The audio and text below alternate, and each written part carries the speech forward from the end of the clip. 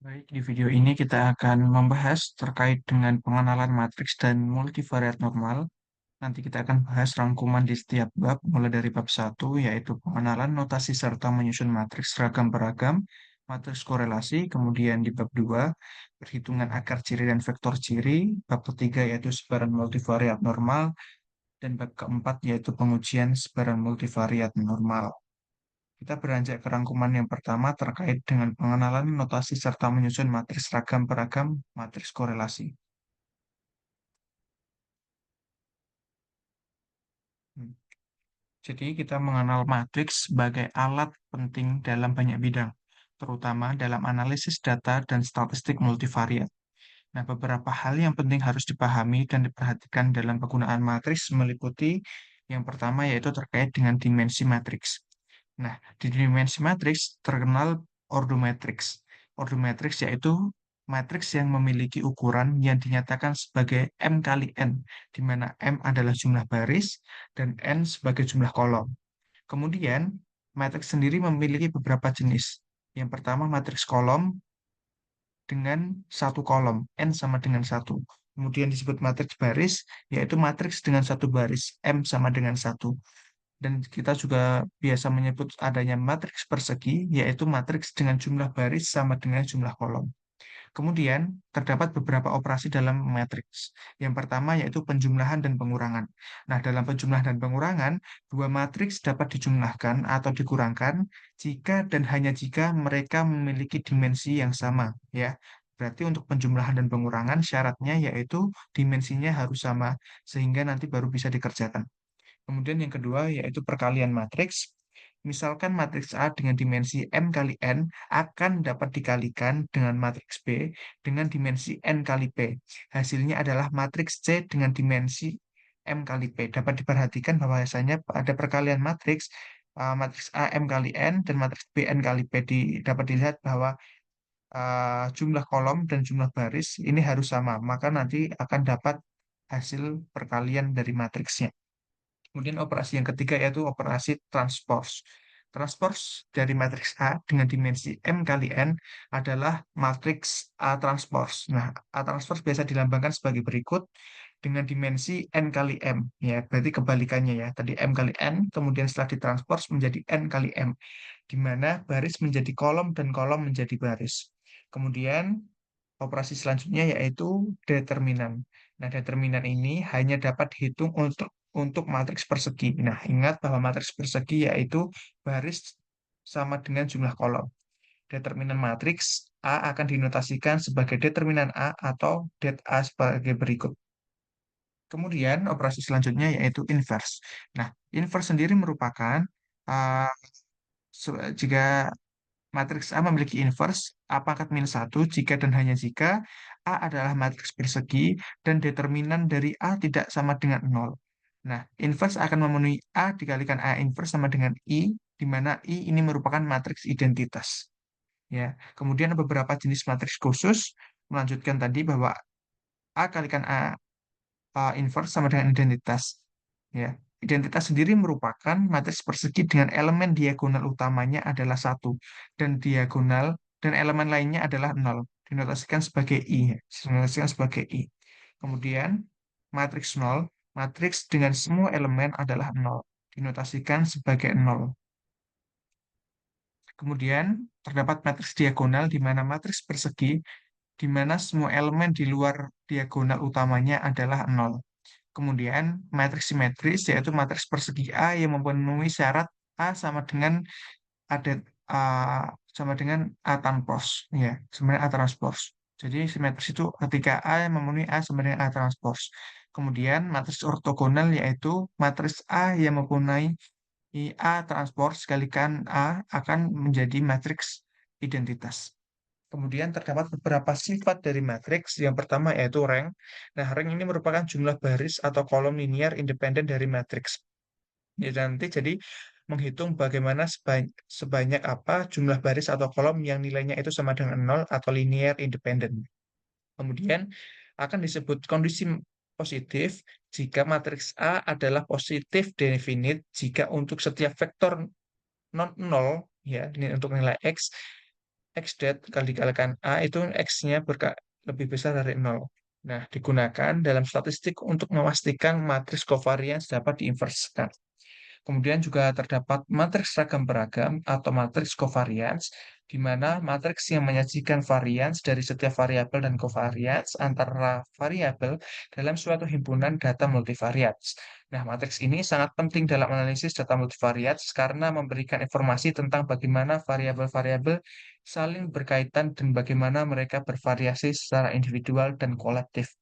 Nah, secara definisi sendiri, misalkan kita memiliki vektor acak dengan P variabel sebagai berikut, X1 sampai XP, kemudian matriks kovarian atau ragam beragam sigma dari vektor acak X adalah matriks berukuran P kali P, yang elemennya adalah sigma IJ, didefinisikan sebagai berikutnya.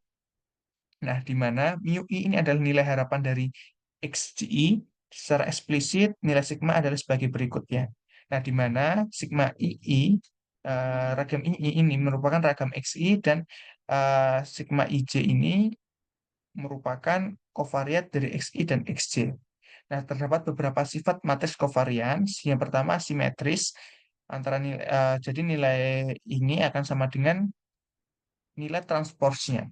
Kemudian sifat yang kedua yaitu positif semi-definite, yaitu untuk setiap vektor non nol akan bernilai transport dikalikan A itu akan bernilai lebih besar sama dengan nol.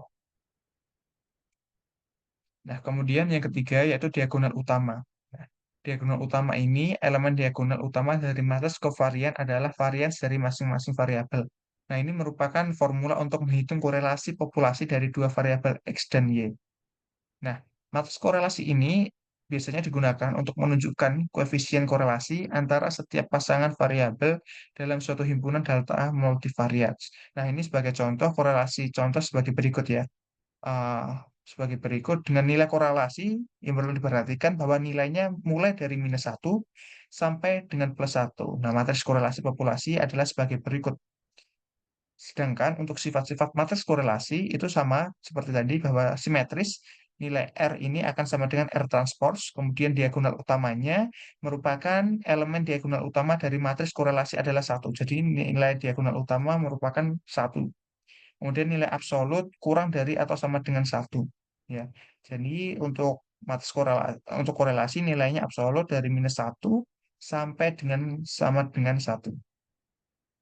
Nah, ini untuk bab yang pertama, kemudian kita berlanjut ke yang bab kedua.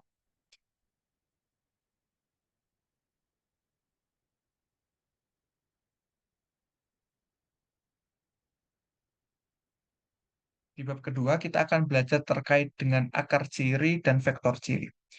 Nah, yang pertama, akar ciri atau eigenvalue ini merupakan skalar yang terkait dengan sistem persamaan linear tertentu dalam konteks matriks jika kita memiliki matriks A dan vektor 0V, akar ciri lambda adalah nilai yang memenuhi persamaan berikut.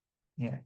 Nah, di sini V ini adalah vektor ciri atau eigenvector yang terkait dengan akar ciri lambda. Nah, akar ciri menunjukkan skala perubahan dari vektor ciri ketika transformasi matriks A diterapkan. Kemudian yang kedua terkait dengan vektor ciri atau eigenvector. Eigenvector ini merupakan vektor ciri atau eigenvector di mana vektor 0 non-nol yang hanya berubah dalam skala ketika transformasi linear diterapkan padanya. Dalam konteks matriks, A jika V adalah vektor ciri, maka AV sama dengan lambda V, di mana lambda adalah akar ciri yang terkait dengan vektor V. Nah, vektor ciri menunjukkan arah dalam ruang data yang tidak berubah arah setelah transformasi matriks A. Nah, ini sebagai contoh, terdapat tes formatif yang kedua, coba kita bahas. Yang pertama terkait dengan soal pertama, apakah A dengan matriks 308-1 mempunyai vektor ciri V12 dan akar ciri lambda sama dengan 3, benar atau salah? Ya. Nah, diketahui bahwasannya untuk persamaan akar ciri tadi, AV sama dengan lambda V. Kemudian AV kita kalikan dengan matriks A tadi 308-1 dan V-nya itu 1,2 kita perkalikan sehingga kita dapatkan nilainya sebagai berikut ya, 312. Sehingga benar untuk pernyataan yang pertama.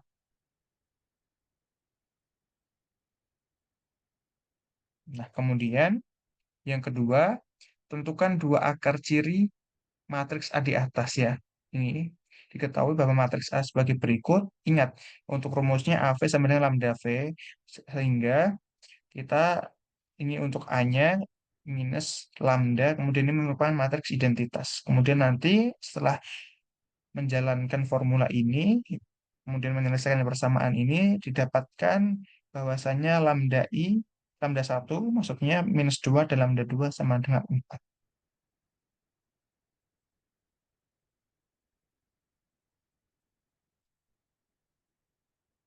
Kemudian kita beranjak ke bab ketiga terkait dengan sebaran multivariat normal.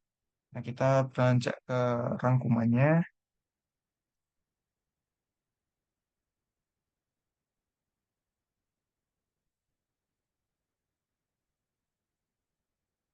Nah, distribusi multivariat normal merupakan generalisasi dari distribusi univariat normal ke ruang yang berdimensi lebih tinggi.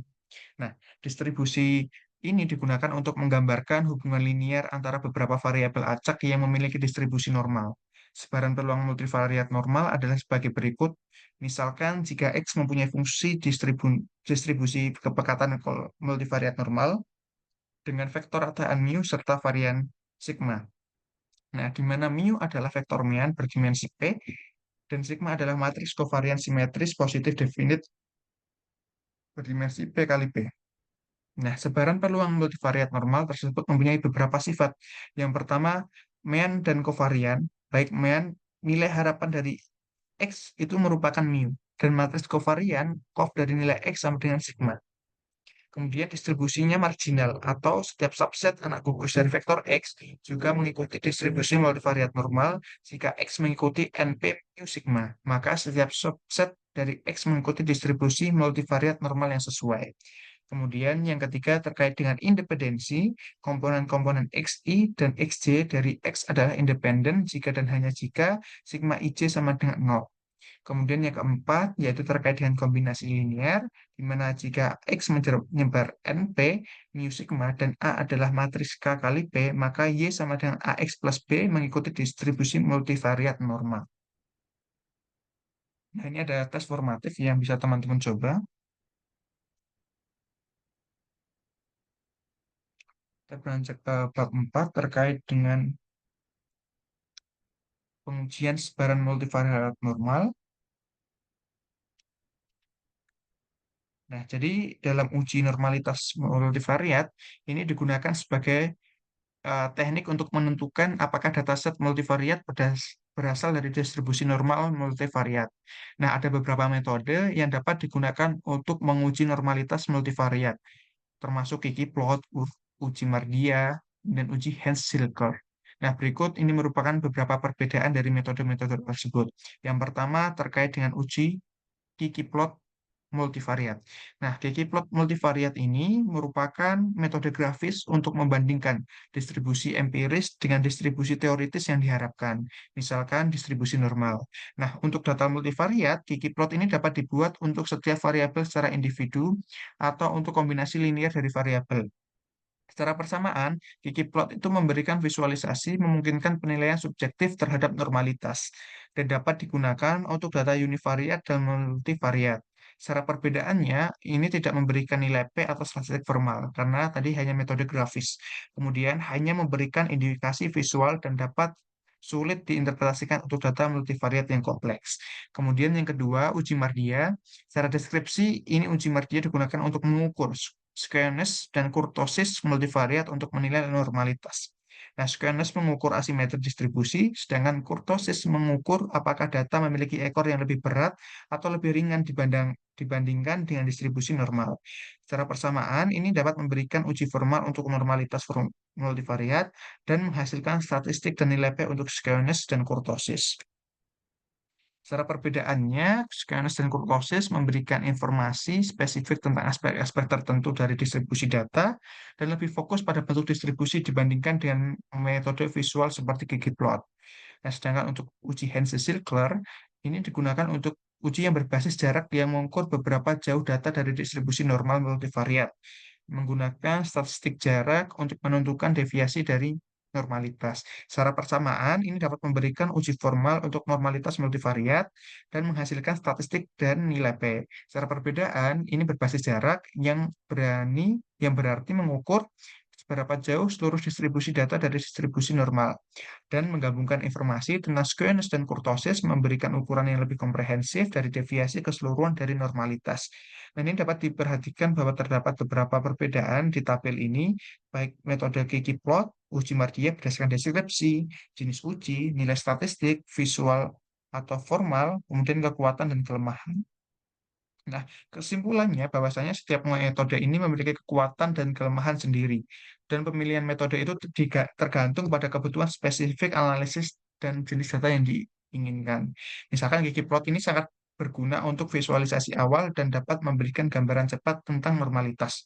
Kemudian kalau uji Mardia baik untuk memahami asimetri dan ekor distribusi data, dan uji Hands-Zilker memberikan pendekatan berbasis jarak yang komprehensif untuk mengukur deviasi dari normalitas. Nah, kita dapat menggunakan kombinasi-kombinasi ini agar memberikan penilaian yang lebih lengkap dan akurat terhadap normalitas multivariat dari dataset. Nah, ini mungkin untuk bab pertama terkait dengan analisis multivariat pengenalan. Sampai jumpa di modul selanjutnya.